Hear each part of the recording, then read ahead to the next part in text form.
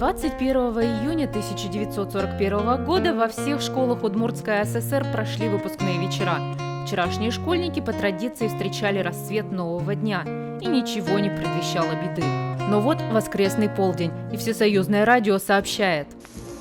Сегодня в 4 часа утра, без предъявления каких-либо претензий к Советскому Союзу, без объявления войны, германские войска напали на нашу страну, атаковали наши границы во многих местах и подвергли бомбежке со своих самолетов наши города Житомир, Киев, Севастополь, Каунас и некоторые другие. Причем убито и ранено более 200 человек. В 18 часов 35 минут военкомом республики получена телеграмма об объявлении мобилизации. Оповещение завершено в 11 часов 23 июня. Очень многие призывники от 18 лет и старше, и не только мужчины, но и девушки, отправились добровольно на фронт. В основном это были, конечно, представители молодежи, комсомольцев.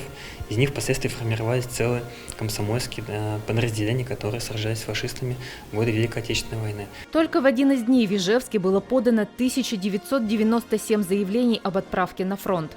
Началось формирование 313-й и 357-й стрелковых дивизий, 18-й запасной и 44-й отдельной стрелковой бригады. На начало Великой Отечественной войны очень многие наши земляки, представители Удмуртии, служили в воинских частях на границе Советского Союза, в частности, около 300 человек. Это были пограничники и представители других родов войск.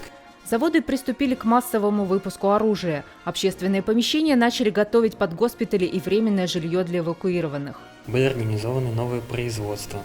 То есть типично гражданское производство мотоциклов на Ижевском мотозаводе уже в конце 1941 года было передано под военное.